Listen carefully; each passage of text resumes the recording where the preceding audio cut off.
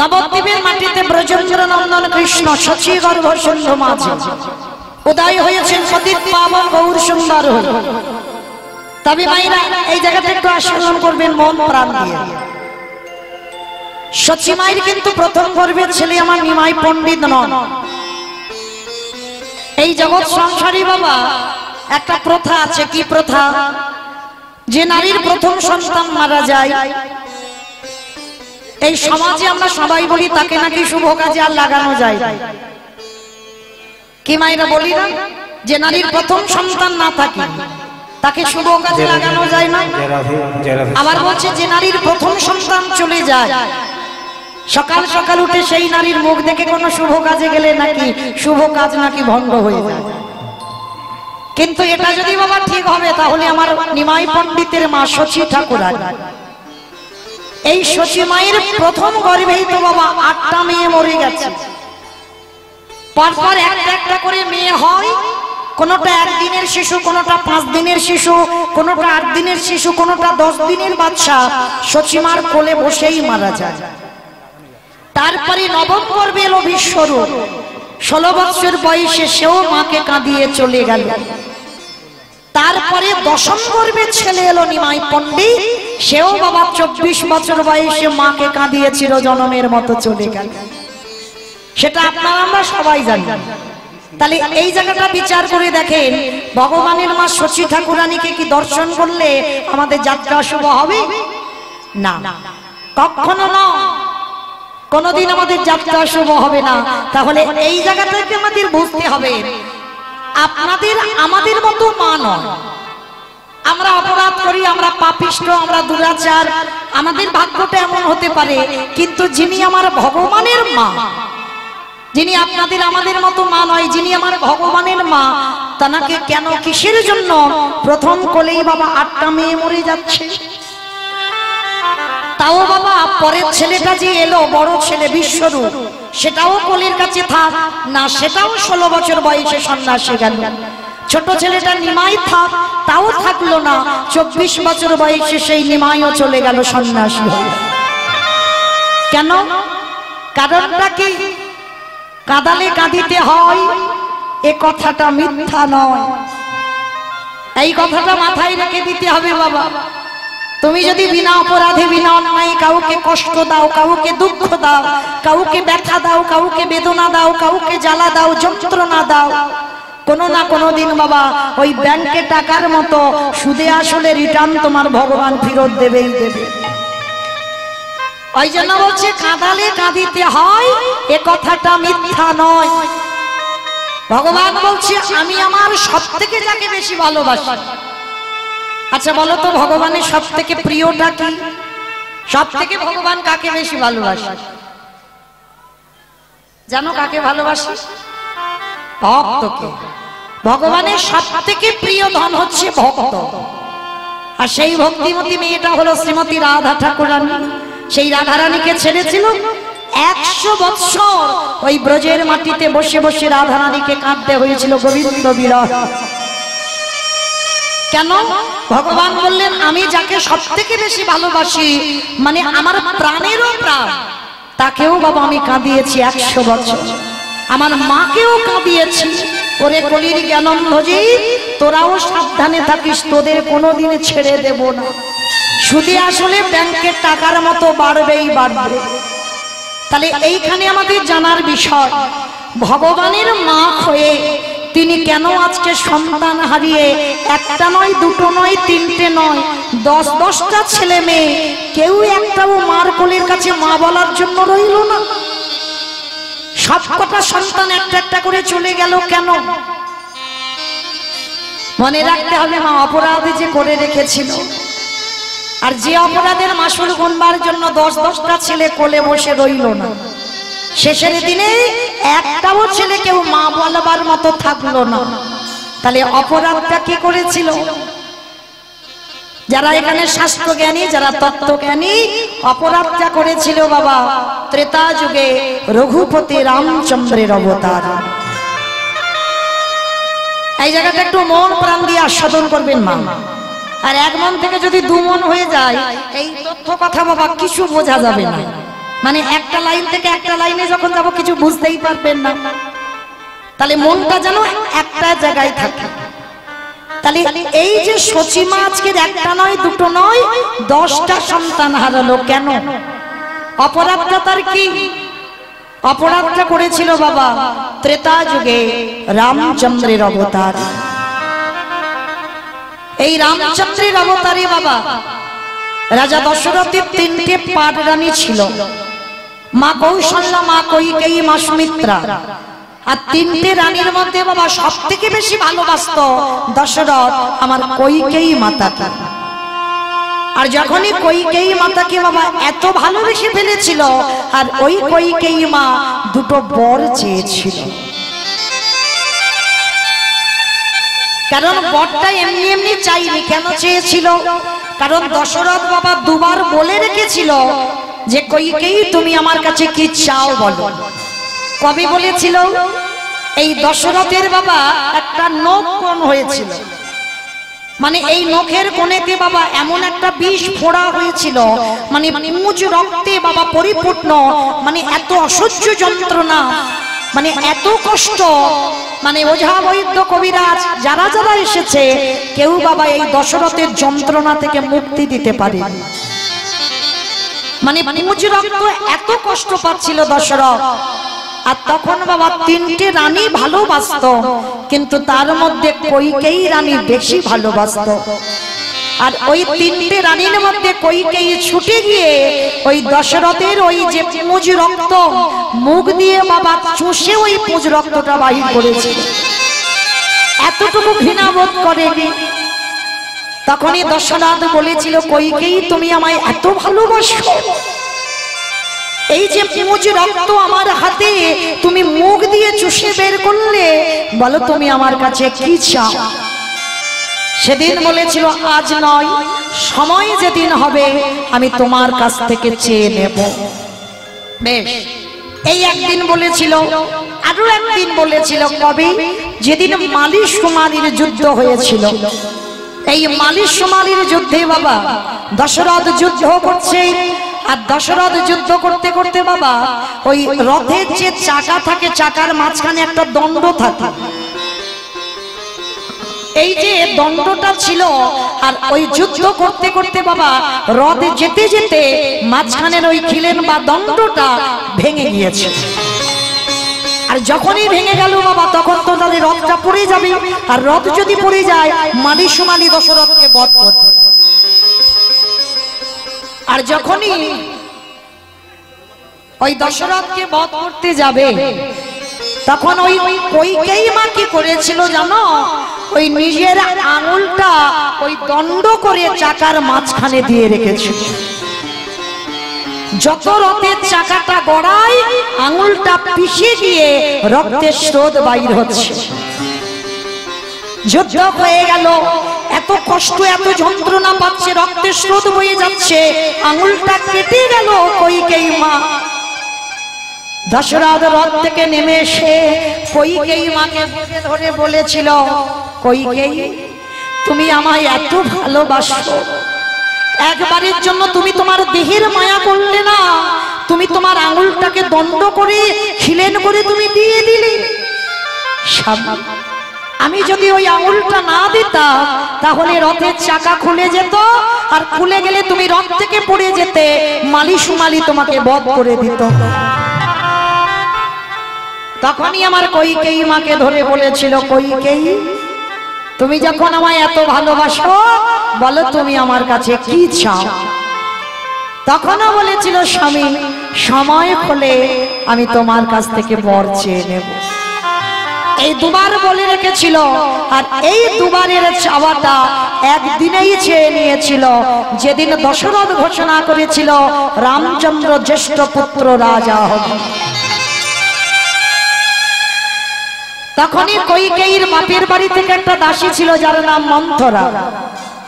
মন্থরা এসে বলেছিল, কৈকেয়ী তোর ভালো মন্দ দেখভাল করবার দায়িত্ব আমার।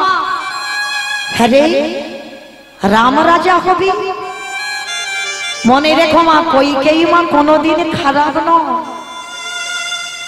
যারা বলে কইকেয়ী মা নাকি রামচন্দ্রের সৎ মা, সত্যি তো সৎ মা। এ জগতে আমরা মনে করি বাবা সৎ মা মানে খারাপ মা, তাই তো? কিন্তু কথাটা কি বলছে একবার অনুভব করে দেখেছো? সৎ মা মানে ভালো মা, যার হৃদয়টা হবে সৎ, সেই তো জগতে সৎ মা হয়। মনে রেখো, যাদের ঘরে বড় মা বা ছোট মা দুটোই মা আছে, ভালো যদি বাঁচতে হয় সব থেকে সৎ মা যদি কেউ খাও, সন্তানকে বেশি ভালোবাসো, এই কইকেয়ী মার মতো সৎ মা হও। কারণ নিজের ছেলের বাবা কম দামি জামা কাপড় পরাও, অন্যের ছেলেকে একটু দামি জামা কাপড় দাও। নিজের ছেলের বেলা একটা ছোট বাটিতে খাবার দাও, কিন্তু অন্যের ছেলের বেলা তোমাকে একটা বড় বাটিতে খাবার দিতে হবে। এক বছর পূজায় যদি নিজের ছেলেকে দিতে না পারো, কিন্তু তোমার সৎ ছেলের জন্য তোমার ব্যবস্থাটা করতে হবে, তবেই তুমি সৎ মা হওয়ার যোগ্যতা অর্জন করবে। নিজের ছেলের থেকে যে অন্যের ছেলেকে বেশি ভালোবাসে, সেই হবে জগতে একমাত্র সৎ মা। যেটা রামায়ণে কইকেয়ী মা করে দেখিয়েছিল, যে নিজের ছেলের থেকে আমার রামকে ভালোবেসেছিল বেশি। আজকে লক্ষ্য করেন বাবা, সেই যখনই মন্থরা কুমন্ত্রণাটা দিল, এই রাম রাজা হবে, রাজমাতা হবে কৌশল্যা, তুই তো বিমাতা, তুই তো রাজমাতা হবি না, যা। তোর মনে পড়ে তোর স্বামী তো দুটো বর দেবে বলেছিল, আজই রাত্রিবেলা তুই তোর স্বামীর কাছ থেকে বর চেয়ে নে। ছুটে চলল রাতের অন্ধকারে স্বামীর কাছে, স্বামীর চরণে প্রণাম করে কইকেয়ীকে দেখেছে রাতের অন্ধকারে। দশরথ বলেছিল, কি গো কইকেয়ী, এই রাতের অন্ধকারে তুমি গোসা ঘরে কেন? আগেকার দিনে রাজরাজাদের বাবা একটা করে গোসা ঘর থাকতো, মানে বোঝো গোসা ঘর মানে যদি স্ত্রীর অভিমান হয় সরাসরি স্বামীকে বলবে না বাবা, সেই ঘরে গিয়ে বসে থাকবে। আর সেই ঘরে গিয়ে বসে থাকলে তখন রাজরাজরা বুঝতে পারত যে আমার স্ত্রীর নিশ্চয়ই কোনো অভিমান হয়েছে বা রাগ হয়েছে, আমাকে যেতে হবে ওই রাগটা ভাঙবার জন্য। তা রাজরাজাদের গোসা ঘর থাকতো, কইকেয়ী মা গোসা ঘরে বসেছে। দশরথ গিয়ে প্রশ্ন করেছিল, কইকেয়ী সে কি গো, রাম রাজা হবে অযোধ্যায়, সবার কত আনন্দ, রাম রাজা হবে অযোধ্যার প্রত্যেকটা বাসীদের হৃদয়ে আনন্দ, আর তুমি আমার ঘরণী হয়ে তুমি আজকের গোসা ঘরে বসেছো কেন? স্বামী, তুমি আমায় বলেছিলে না দুটো বর দেবে, দাও, আজই আমি তোমার কাছে সেই দুটো বর চাই। সে কি, রাম রাজা হবে এতদিন হয়ে গেল, তুমি চাইতে পারলে না, আজই দিতে হবে। হ্যাঁ, আজই এক্ষুনি আমাকে বর দিতে হবে। বলো কইকেয়ী, তুমি আমার কাছে কি চাও? তুই সত্য করো, আমি তোমার কাছে যা চাইব তুমি আমায় তাই দেবে। ত্রিসত্য করেছিল দশরথ। প্রথমেই বলেছিল, দিতে যদি হয় আমায় একটা বর দাও, যেন প্রথম বরে আমার ভরত যেন রাজা হয়। যেই না কথাটা বলা, সঙ্গে সঙ্গে দশরথ শুনে বলেছিল, কইকেয়ী ও কইকেয়ী, তা তোমার ছেলে রাজা হবে, রাম কি আলাদা আর ভরত কি আলাদা? তা কিসের জন্য তুমি আজকে এমন করে বলছো যে তোমার ছেলে ভরত রাজা হবে?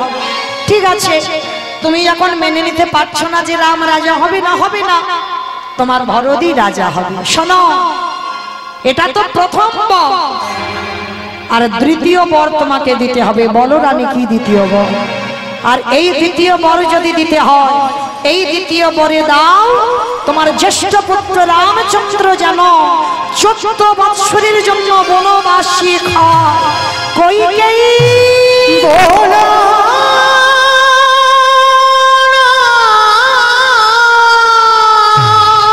চুপ করো, চুপ করো। কি করে তুমি বলতে পারলে ভরত রাজা হবে? এটা আমি মেনে নিতে পারলাম, কিন্তু আমার জ্যেষ্ঠ পুত্র রাম যাবে 14 বৎসর বনে। এটাই তুমি বলেছ ত্রিসত্য করে আমি যেটা চাইবো দেবে।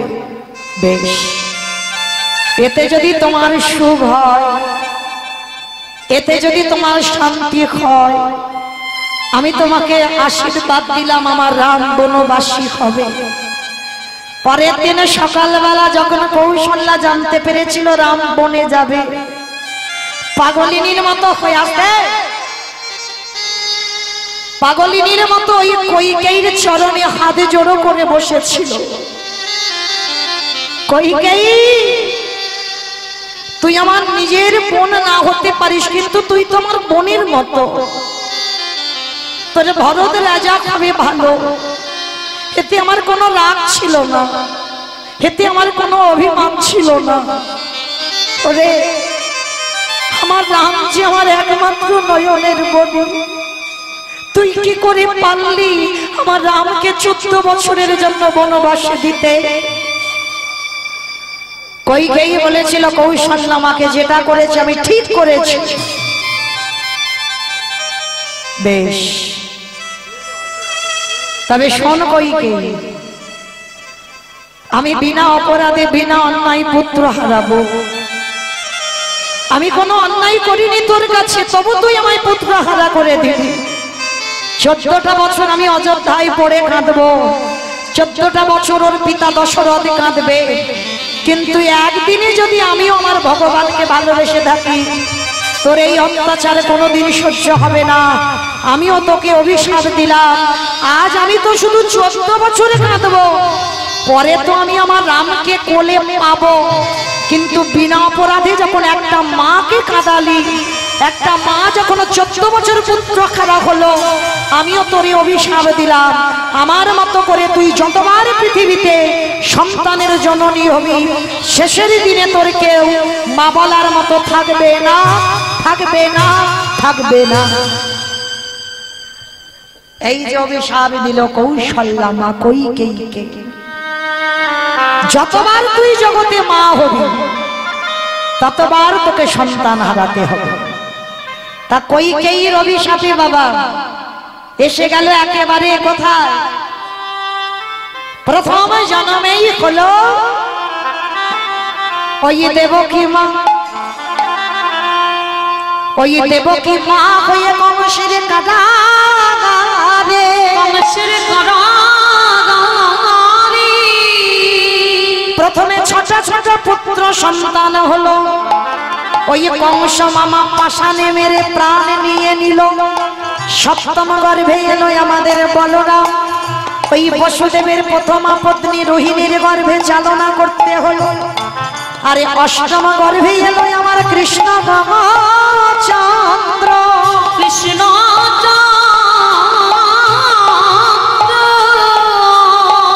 ওই ভাদ্র কৃষ্ণাষ্টমী তিথিতে বাবা বসুদেবে মাথায় করে নিয়ে নন্দারয়ে রেখে এলো। আসতে দেখেন প্রথম জন্মেই 8টা চলে গেল, কি মা গেল না হিসাব করে? 6টা মেরে দিল কংস। সপ্তম গর্ভ বলল নাশ হয়েছে, কিন্তু নাশ নয়, ওটা রোহিণীর গর্ভে চালনা করা হলো ভগবান কৃপা করে। আর অষ্টম গর্ভে কৃষ্ণ এলো, তাকেও বসুদেব নিয়ে নন্দালয়ে রেখে এলো। তাহলে কারাগারে দেবকী মার কাছে মা বলার মতো কেউ থাকলো না। আরে ওই দেবকীর দ্বিতীয় জন্ম হলো কোথায়? ওই দ্বিতীয় জন্ম হলো পুরী ধামে, জগন্নাথ ধামে, জগন্নাথ ধামে, জগন্নাথ ধাম পুরী ধামে জন্ম নিয়েছিল কে? ওই দেবকী মা দ্বিতীয়বারে জন্মালো, যার নাম হলো ইন্দ্রদম্ন রাজার ঘরণী, যার নাম হলো গুন্ডিচা মা। এই গুন্ডিচা মা সন্তান সন্ততি ছিল না বাবা, আমার জগন্নাথের কাছে প্রার্থনা করেছিল, হে জগন্নাথ কৃপা করে তুমি আমার পুত্র দাও, পুত্র দাও, পুত্র দাও। এইভাবে বাবা 18 বার বলেছিল, 18 বার, একবার দুবার বলেনি। তা জগন্নাথ আমার কৃপা করে গুন্ডিচার কোলে 18টা সন্তান দিয়েছিল। একটা নয়, দুটো নয়, 18টা ছেলে দিল। আর এই যে 18টা ছেলে দিল, একটাও ছেলে মা কৃষ্ণ ভক্ত হলো না। কোনোটা জুয়া খেলে, কোনোটা তাস খেলে, কোনোটা নেশাগ্রস্ত, কোনোটা মাতাল, কোনোটা বাবা পরসঙ্গ, কোনো নারী সঙ্গ, মানে একটাও ছেলে ইন্দ্রদুম্নর ভালো ছিল না। তা ইন্দ্রদুম্ন আর গুন্ডিচা কেঁদেছিল আমার জগন্নাথের কাছে, হে জগন্নাথ কৃপা করে সন্তান চাইলাম, সন্তান যখন দিলে তো এমন সন্তান দিলে যে সকাল হলে কান পাতা দায় হয়ে যাবে। তাহলে তুমি যদি জগতের নাথ হও, তাহলে তুমি একবার বলে দাও আমার এই 18টা ছেলে উদ্ধার পাবে কি করে? 18টা ছেলের মুক্তির পথ বলে দাও। তা এই মানবটা করে রেখেছিল যে 18টা ছেলে উদ্ধার পাবে কি করে। তাই ইন্দ্রদম্ন রাজা বেশ কিছুদিন চলার পর এখন তো বাবা পুরী ধামে গিয়ে দেখতে পাচ্ছেন, জগন্নাথ ধাম পুরী ধামে সরাসরি চলে যেতে পারছি। জগন্নাথ ধামে এখন বাবা 3টে রথ দেখা যায়, কিন্তু মনে রেখো এখন 3টে রথ, কিন্তু তখনকার দিনে জগন্নাথের 6খানা রথ ছিল। কেন? মাঝখানে বাবা ছোট্ট একটা নদী ছিল, নদীর ওদিকে ছিল বাবা 3টে রথ, আর নদীর এদিকে সে 3টে রথ, নৌকাতে করে জগন্নাথ পারাপার হতো। তো ইন্দ্রদম্ন রাজা মনে মনে করলো ভক্তরা যারা যাবে জগন্নাথ দেখতে তাদের নদী পার হতে হবে, কিন্তু না, এই নদী যাতে পার না হয় তার জন্য আমি রাজা ইন্দ্রদম্ন আমি সিদ্ধান্ত নেব আমি এই নদীতে একটা সেতু নির্মাণ করব। তা সেতু নির্মাণ করবে তো বাবা যতবার সেতু নির্মাণ হয় ততবার ওই একটা একটা করে বিম তৈরি হয়, একটা একটা করে থাম্বা তৈরি হয়, যতবার তৈরি হয় ততবার বাবা ভেঙে গুড়িয়ে যায়। কিছুতে বাবা একটা করে ভীম আর তৈরি হচ্ছে না। জগন্নাথের কাছে ছুটে গেল ইন্দ্রদম্ন রাজা, প্রভু তুমি কি চাও না যে ভক্তরা সরাসরি তোমার কাছে আসুক? কিসের জন্য? ওই নৌকা পার হয়ে আসবে। আমি তো খারাপের জন্য চাইছি না, আমি ভালোর জন্য করছি, যেন একটা সেতু হয়, ভক্তরা যেন ওই সেতু পার হয়ে আসে। দৈববাণী করলো জগন্নাথ, শোনো ইন্দ্রদম্ন, সেতু তখনই তৈরি হবে যেদিন তুমি ওই প্রত্যেকটা ভীমের মাথায় যদি তুমি নরবলি দিতে পারো, মানে মানুষের মস্তক ছেদন করে তার মাথাটা ওই একটা করে থাম্বাতে দিতে হবে। আজও আছে বাবা অনেক অনেক জায়গায় নিয়মটা, যতবার ব্রিজ তৈরি করতে যায় ব্রিজ ভেঙে যায়, নরবলি দিতে হবে, আর নরবলি দিলে তবেই বাবা সেটা থেকে যায়। তো ইন্দ্রদম্ন রাজারও আদেশ দিল যে কটা তুমি ভীম তৈরি করবে তার মাথাতে নরবলি দিতে হবে, তবেই থাকবে। ইন্দ্রদম্ন রাজা চমকে উঠেছিল, হে জগন্নাথ আমি কোথা থেকে পাবো নরবলি দেব?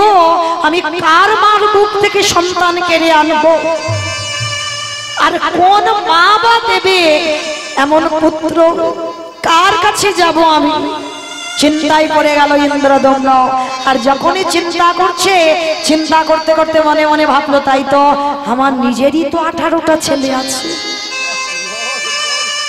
কত বড় ত্যাগ বাবা, এই জায়গাটা একটু আস্বাদন করে। লোকের মুখ খালি করতে যাব কেন?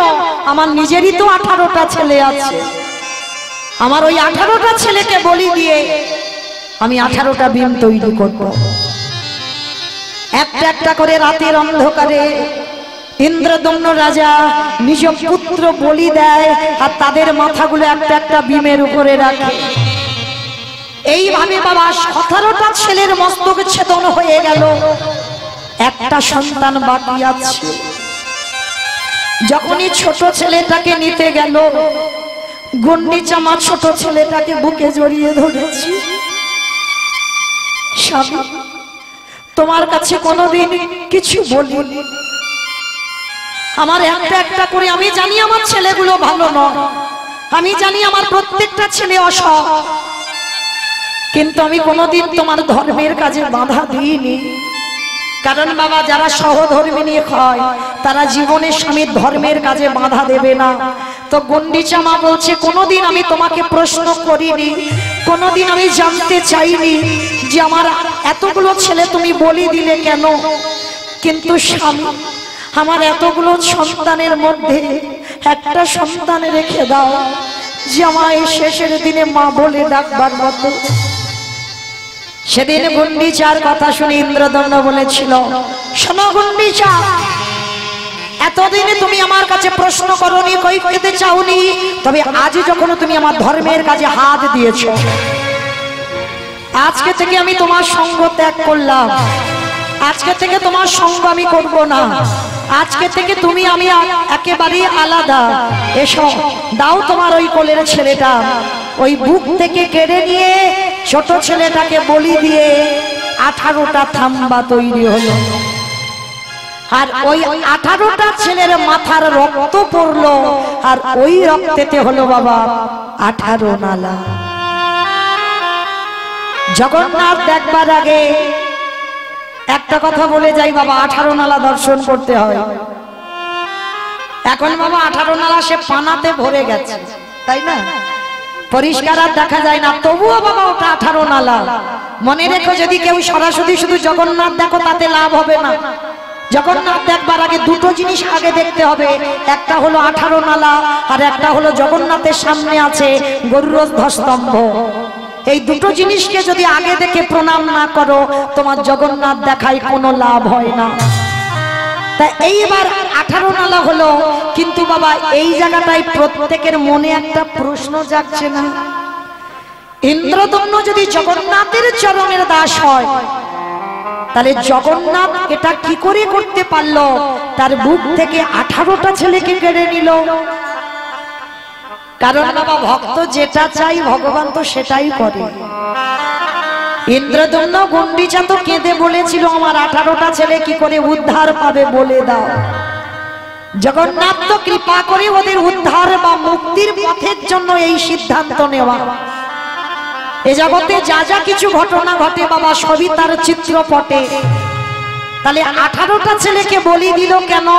ওই যে 18টা ছেলের মাথা আছে ওই ব্রিজের উপরে, আর আপনাদের মতো সাধুগুরু বৈষ্ণব যখন ওই ব্রিজের উপর দিয়ে হেঁটে যায়, আর তাদের পদধূলাগুলো পড়বে 18টা ছেলের মাথায়, আর বৈষ্ণবদের পদধূলা যদি পড়ে, ভক্তদের পদধূলা যদি পড়ে, ওই 18টা ছেলে আপনি থেকে উদ্ধার পেয়ে যাবে।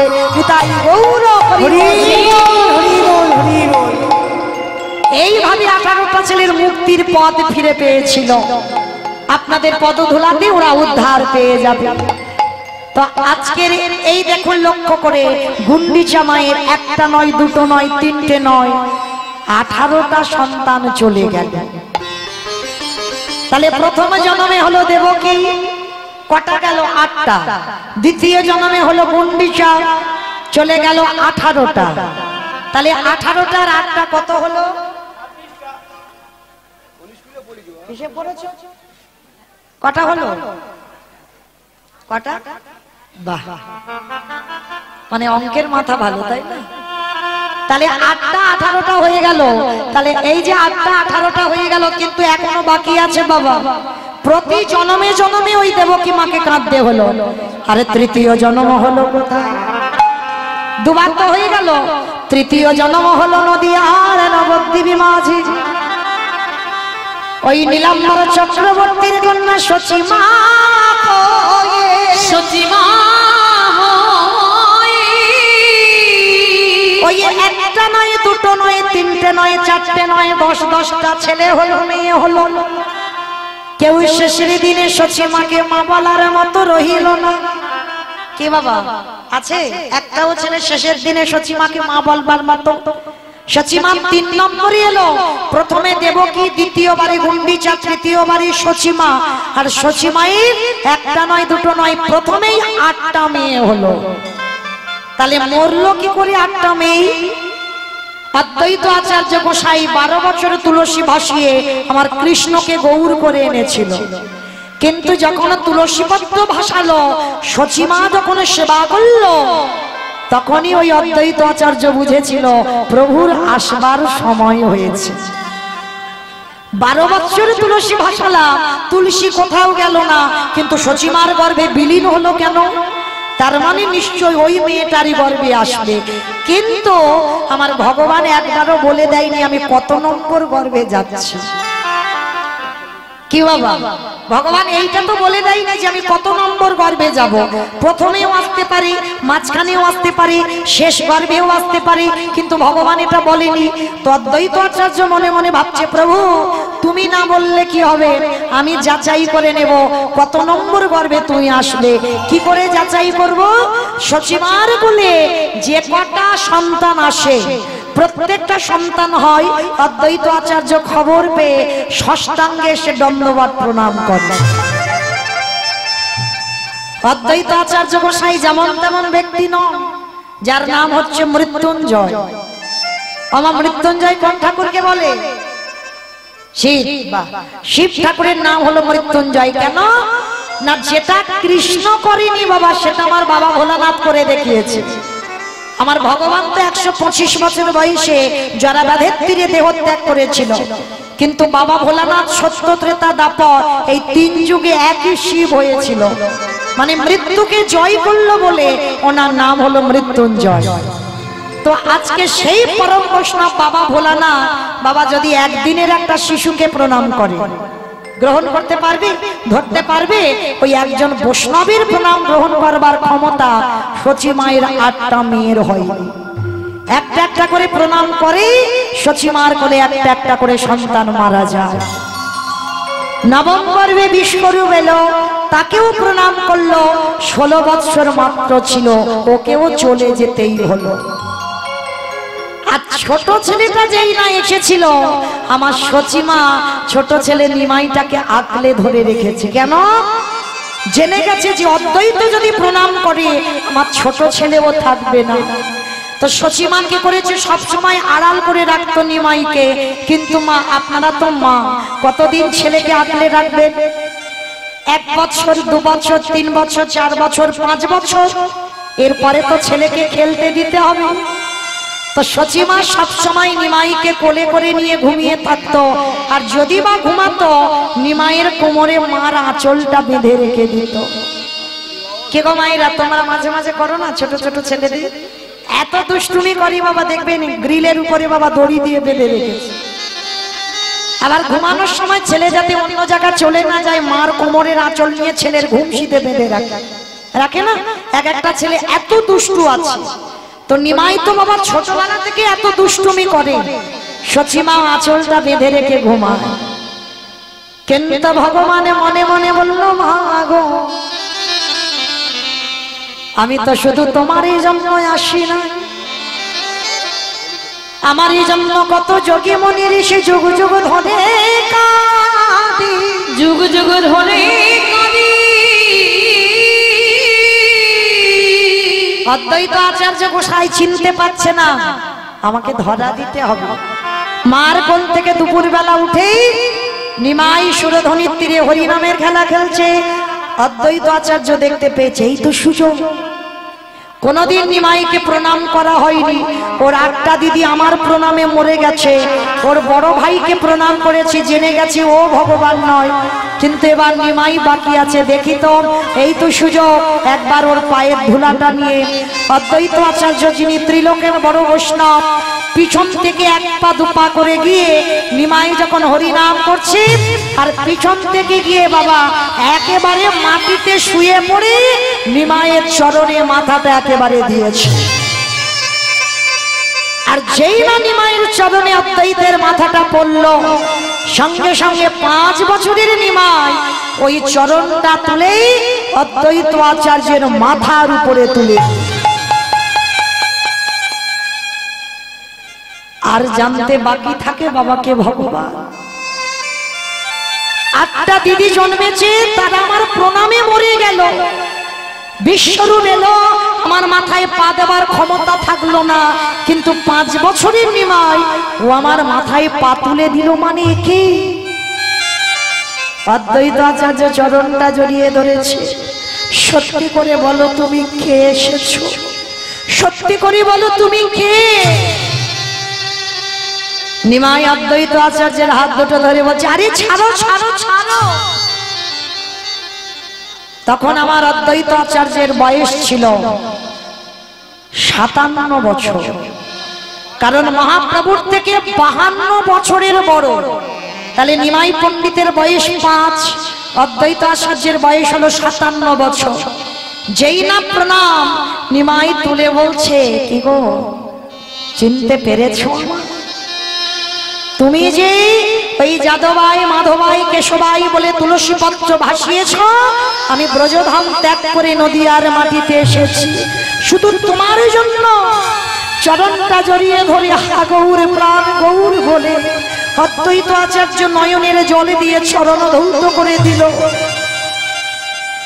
আর যখনই চরণ ধৌত করে দিল, অদ্বৈত আচার্যকে বুকে ধরে বলছে, কেঁদো না, আমি তো এসেছি তোমার জন্য প্রভু, সেই যদি এলে এত দেরি করে এলে কেন?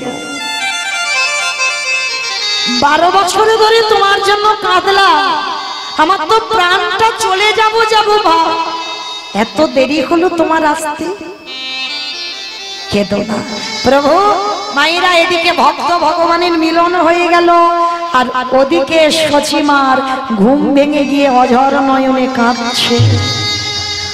এই কলিযুগে যাগযজ্ঞ নয়, ব্রত পূজা নয়, ধ্যান তপস্যা নয়, হরির নাম হরির নাম হরির নামৈব কেবলম কলৌ নাস্তিব্য নাস্তিব্য নাস্তিব্য গতিরন্যথা।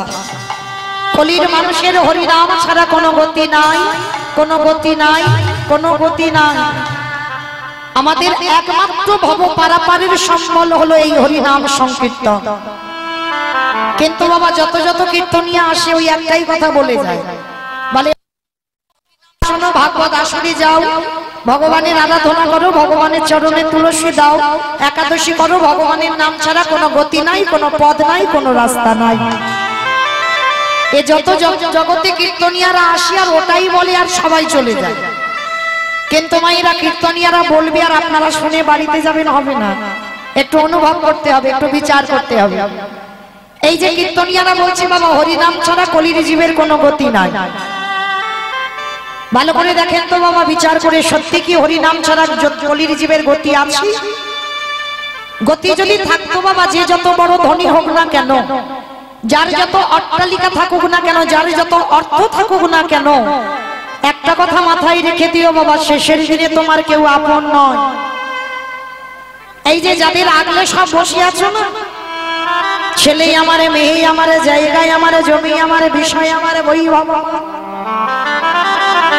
ওই যতই আমারে আমারে করো না কেন, একেবারে যদি বাসি বেজে যাও, পড়ে থাকবে সরকারি ক্ষমা। এসেছো একা, তুমি যাবে একা। কি গো, যতই আমার আমার করে আগলে বসে থাকি না কেন, কেউ তোমার শেষের দিনে সঙ্গী হবে? কেউ হবে না। যত বলি না কেন আমি তোমায় জীবন দিয়ে ভালোবাসি, আমি তোমার প্রাণ দিয়ে ভালোবাসি, তোমার জন্য আমি এক্ষুনি মরতে পারি, বলে ভুল কথা। যা লেখার তা হয়ে গেছে বাবা, কেউ কারোর জন্য মরে না। তাহলে এসেছো একা, যাবে একা, শুধু কর্মটুকু তোমার সঙ্গে যাবে। কতবার তুমি হরিবাসরে বসেছ, কতবার তুমি ভাগবত আসরে বসেছ, কতবার সাধু সঙ্গ করেছো, কতবার ভক্ত সঙ্গ করেছো, কতবার একাদশী করেছো, কতবার ভগবানের চরণে চন্দন তুলসী দিয়েছো, আর কতবার হরিবাসরে গিয়ে গল্প করেছো, আর কতবার হরিবাসরে গিয়ে এই কর্মটুকু সঙ্গে যাবে, আর কিছু যাবে না। আর একজন যাবে বাবা, গ্যারান্টি দিতে পারবে, এই গ্যারান্টিটা আমি দিতে পারি হরিবাসরে দাঁড়িয়ে, আর একজন তোমার সাথী হবে। কে? যতই ওই একসঙ্গে বন্ধু বান্ধব আমরা চায়ের দোকানে যাই না কেন, বাজারে ঘাটে যাই না কেন, হরিবাসরে আসি না কেন, কেউ তোমার সঙ্গে যাবে না।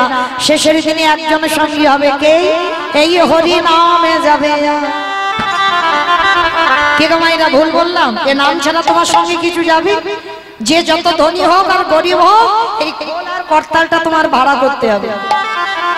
যার ঘরে আছে তো ভালো, আর যার ঘরে নাই ওই গ্রাম থেকে ভাড়া করে আনতে হবে, আর বলবে কি, বলো হরি হরি, বলো হরি হরি।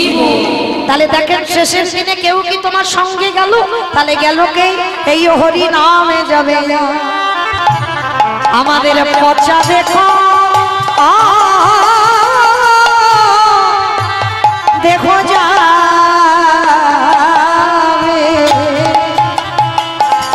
যেদিন তুমি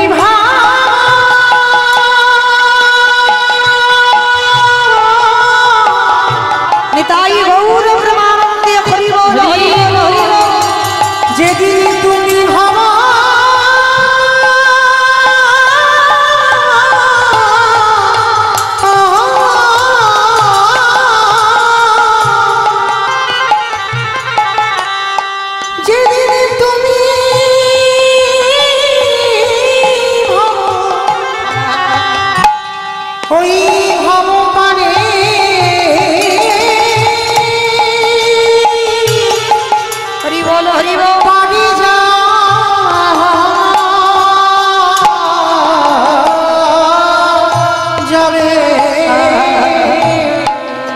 বলে সেই দিন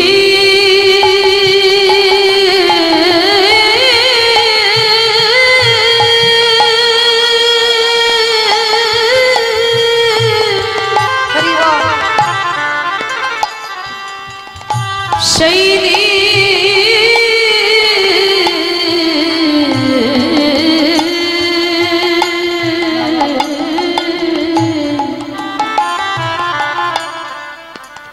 সেই দিনে নাম যাবে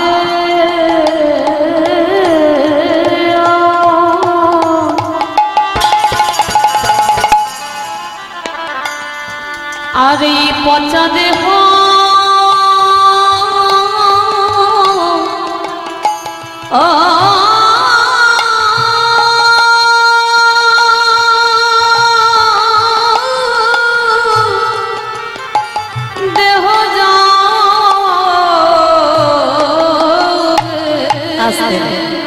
তাহলে হরি নাম ছাড়া আমাদের কলির মানুষের কোনো গতি নাই, কোনো পদ নাই, কোনো রাস্তা নাই। তাই সেই পদ অবলম্বন করে বাবা আমাদের ভজন সাধনে নামতে হবে। তবে মায়ের একটা কথা মনে রেখো, ভজন যদি করতে হয় একটু সকাল সকাল নামতে হবে। কেন?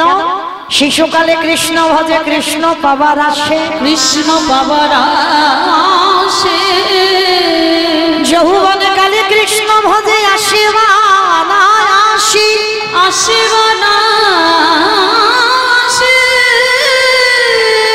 অববৃদ্ধ কালে কৃষ্ণ কাজী জমের তার আসে। ভজনে নামতে গেলে একটু সকালে নামো বাবা। দেখবেন অনেকে ভজনের পথে নামতে গেলে বাবা সে বুড়ো হয়ে যাচ্ছে, দাঁত পড়ে যাচ্ছে, চুল পেকে যাচ্ছে, তবু বাবা ভজনের ভ বোঝে না। সকাল থেকে একেবারে তাস খেলতেই ব্যস্ত, বয়স হয়ে গেছে তবু খেলায় মেতে আছে, এখনো চৈতন্য হচ্ছে না। কেন? তাহলে মনে রেখো বাবা, এই যে আমরা মনুষ্য কুলে এলাম, আমরা প্রত্যেকে 80 লক্ষ জনই আমাদের ভ্রমণ হয়ে গেছে।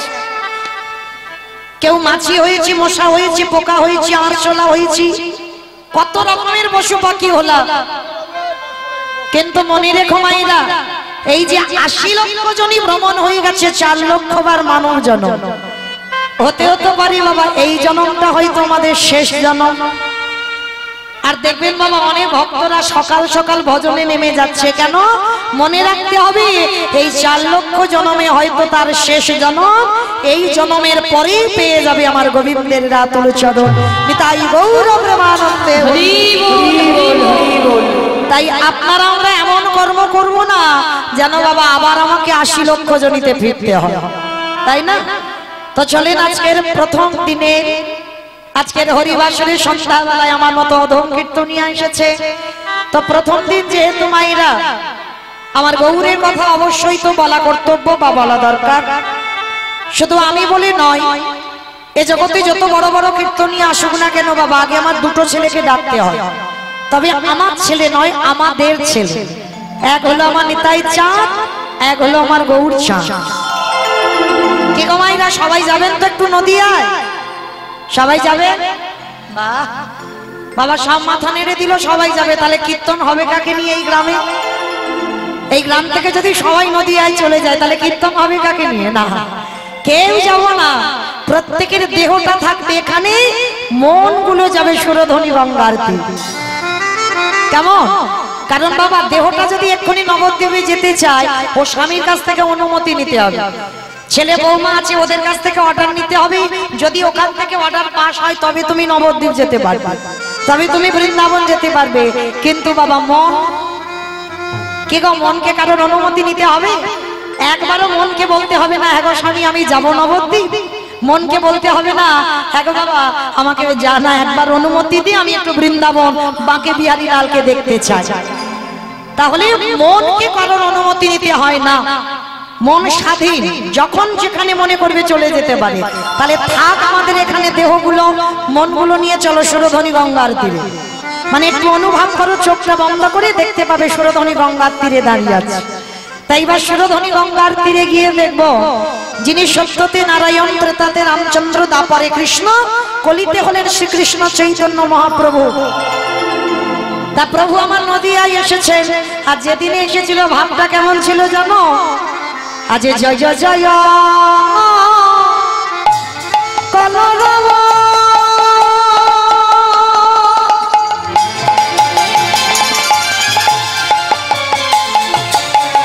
ওই না নদিয়া না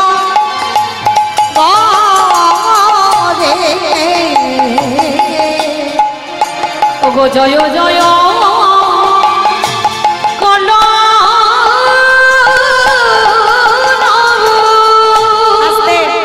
মাইরা কলরব মানে কি গো? মারামারি। কলরব মানে নাকি মারামারি? চিৎকার চেঁচামেচি হইচই গন্ডগোল, কই গন্ডগোল তো হচ্ছে না এই হরিবাসরে। তবে মা সে গন্ডগোলটাকে যেন ছেলে পুলেদের জন্য না হয়। এই দোকান বসে যে একটা বেলুন কিনে দিতে হবে সেই গন্ডগোলটা যেন না হয়। অনেকদিন পরে সংসারের এক জায়গা হয়েছে বন্ধু বান্ধবরা, সেই গল্প যেন না হয়। তাহলে এখানে যে গন্ডগোলটা হবে সে গন্ডগোলটা কিরকম? তিনটে গন্ডগোল হবে। এক হলো শঙ্করধ্বনি, এক হলো উলুধ্বনি, আর তৃতীয় হলো যাদের যাদের হাতগুলো এসেছে, যাদের নাই বলবো না, যাদের হাত এসেছে প্রেম সে আত্মনিবেদন হয়। কি মাইরা হাত আছে তো? যাদের আছে কই একবার দেখান তো। নিতাই গৌর প্রেমানন্দে হরি বল হরি বল হরি বল। বাহ, কই এবার একটু উলুধ্বনি করে দেখাও মাইরা। হ্যাঁ, এই হলো কলরব। আজ জয় জয় জয় কলরব আমার গোড়ারি গোড়া গোড়া গোড়া গোড়ারি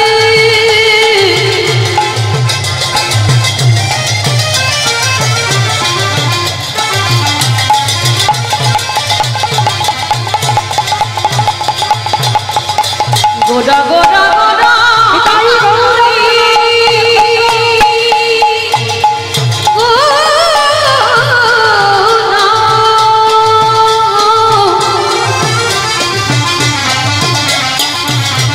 ওই নদিয়া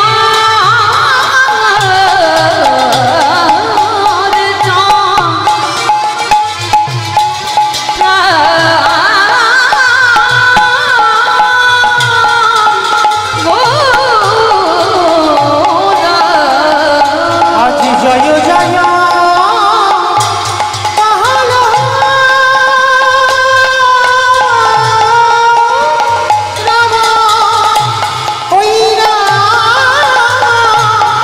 নদিয়া আজ জনওয়ালা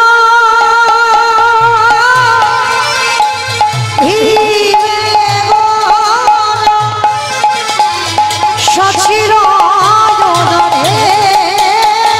ওই জনমলা